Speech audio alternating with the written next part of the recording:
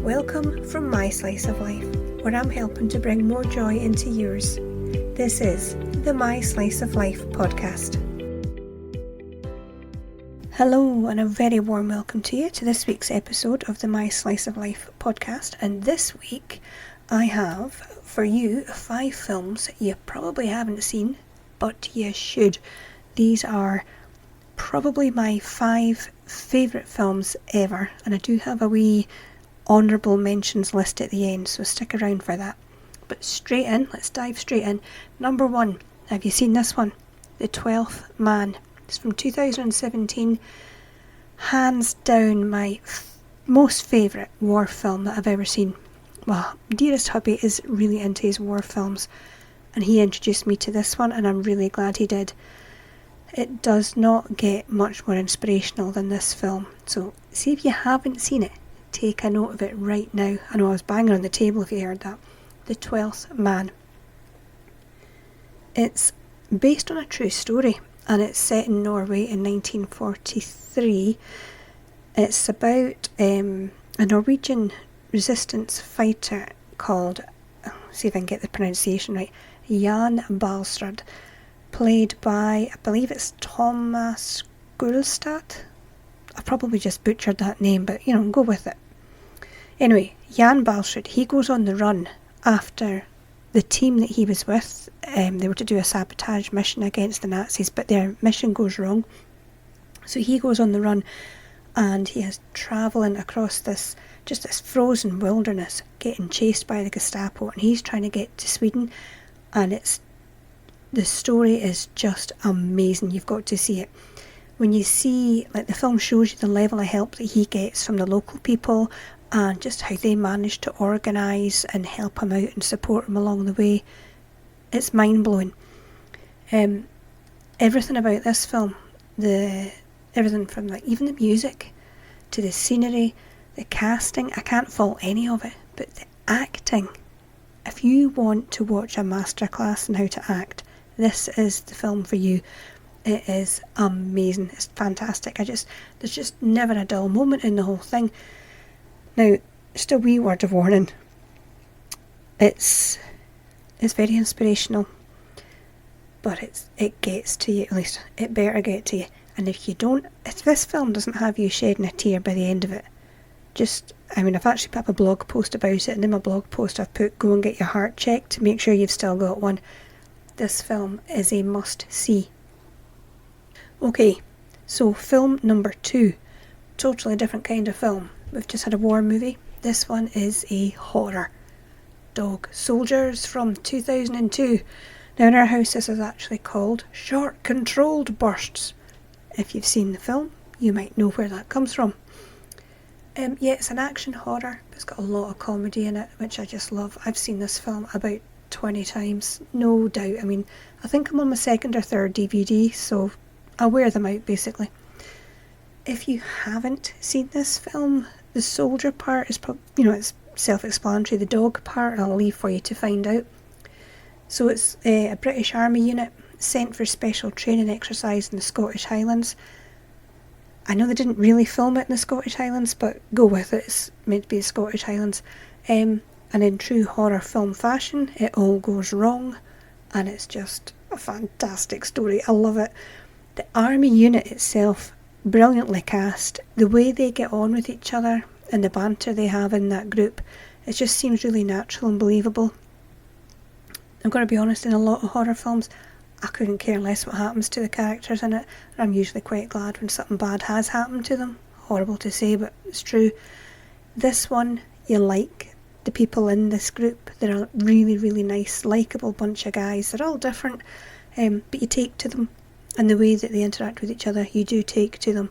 So when something bad happens to them, it's not the usual, oh yeah, glad that happened. So it is worth a watch.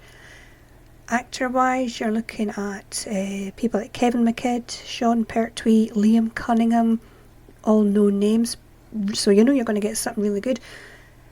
I do have one slight thing that just irks me every time I watch it. There's one woman in the film, and that's not what irks me. It's who they've cast in it.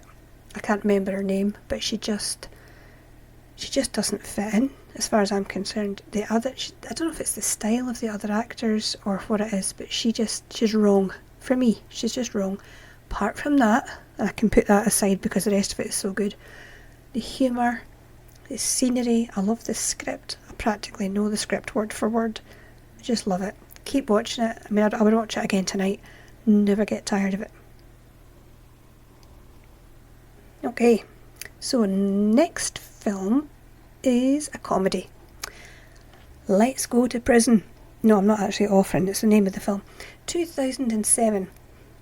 If you have a sense of humour, and I mean a proper sense of humour, and you haven't seen this, it's just go and see it, get it, rent it, stream it, whatever it is you do. It's brilliant. I love it. Will Arnett is in it, and Dax Shepard, who I don't really know from anything else. I don't know why more people, I never hear them talking about this one. So our hero, in inverted commas, John Lashitsky, yeah, that tells you where this film is going already. He makes it his life's goal to get back at this judge who's been putting him away since he was, I think it was like 12 or something. This guy's just never behaved. He's always ended up like in juvenile detention centres, in and out of prison. So he decides, right, I'm going to get him back. Can't get the judge, so he does the next best thing and goes for the judge's son. Just goes out his way to make his life a living hell. Behind bars. You need to watch it to see how he gets this done. It's brilliant. As you would expect, it's in prison. There's a lot of prison humour.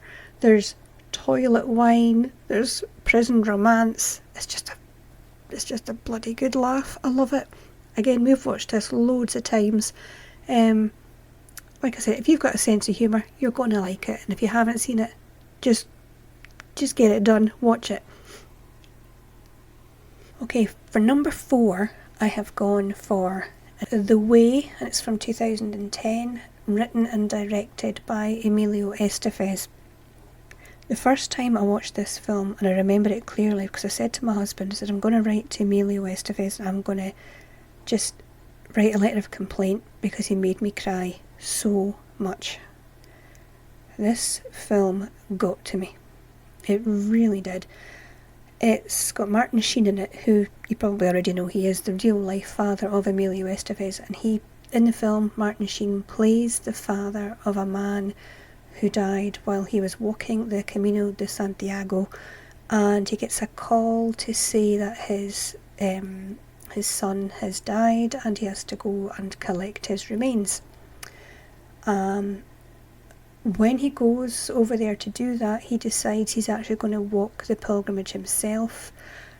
And kind of this whole thing of getting to know his son a bit better, because they were a bit estranged from each other. So maybe it's partly to get to understand his son, maybe to just cope with his own grief. But along the way, he meets various characters, and some stay up with him for the rest of the movie, some don't. I'm going to be honest, there's some of them aren't that likeable, which is, probably true enough, because if you go anywhere, you're never going to like everybody you bump into. But there are appearances here and there by Emilio Estevez as the son, and you don't expect them. I hope this isn't, kind of giving too much away. But when that happens, it caught me off guard, and again, your heart is going to be pulled in so many different directions, but I just love this film. And it's one we've watched a few times, but again, if someone said, would you watch it tonight? Yeah, but I will have a pack of tissues beside me because it makes me cry every single time. If you haven't seen The Way and you want a real story that you can just, get your teeth into and give your tear ducts a bit of exercise, then this is the one for you. Okay, for number 5, I actually struggled a wee bit in the honourable mentions. I can tell you why. But I went with a film called Buck, B-U-C-K, in case you didn't hear me right. It's from 2011. Completely different type of film this time. This is a documentary. I think I've only seen it maybe twice. maybe just the once, but it stuck with me, and that's why I've picked it. It's, if you've heard of the film, you probably have, The Horse Whisperer, with Robert Redford. This film, Buck, is about basically a real life horse whisperer, a guy called Buck Brannaman. It's a guy who, his background is quite hard to hear about. He was not treated all that well himself, but he goes on to become basically an expert in the way animals, mainly horses in this case, should be treated. He has studied them, he watched them in the wild, he learned by watching them, and he teaches people how to communicate and train their horses with care, compassion and love, instead of using the old style brutal punishments that they use to break in the animal. I hate that term so much. So he has developed this style that just seems so natural. To anybody who can care about an animal, it seems natural, and to the horses, it just seems natural. And you realise when you watch it that he's not just having a dramatic effect on the horse, it's the people he works with too. If you want to see how it should be done, this is a fantastic documentary to watch. Like I say, there are some parts in it that aren't easy watching, but it's amazing. And I think, although he's working with horses, I think this style could be used even with your pet dog, your cat. I think this is just important. So if you don't normally do documentaries, I really would urge you just give this one a go. Okay, honourable mentions. I've probably got a whole lot of them, but my top 3, and again I find this quite difficult because we have, I'm looking around me, we've got a lot of movies in this house. So okay, top 3.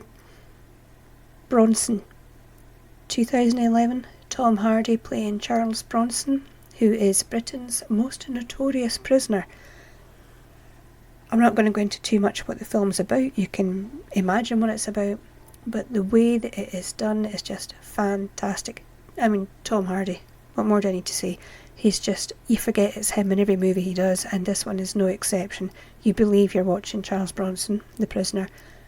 Just watch it. It is quite a brutal movie. Be warned if you haven't seen it, but it's well worth a watch. Another one that I like, I don't know if many people know this one, it's called Angel's Share from 2012, Scottish film. It's done by Ken Loach.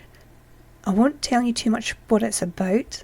All I will say is look out for when there's one really, really disgusting scene. You kind of get a clue when it's coming, so you might want to look away. But I like it. I think it's a funny film, good watch.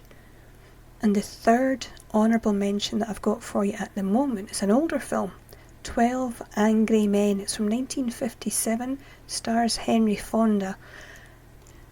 This film is for really everybody, no matter what age they are. They're going to like this. I really think everybody should see it. It's set in a room of 12 jurors.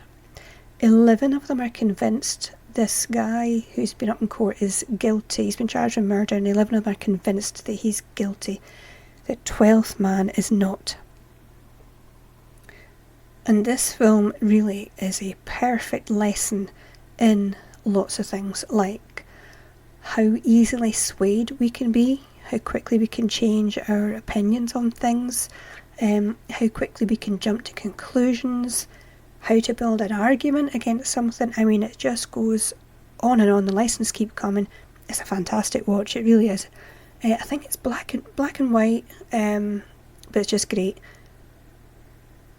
So that was my list of 5 films you probably haven't seen, but you really should.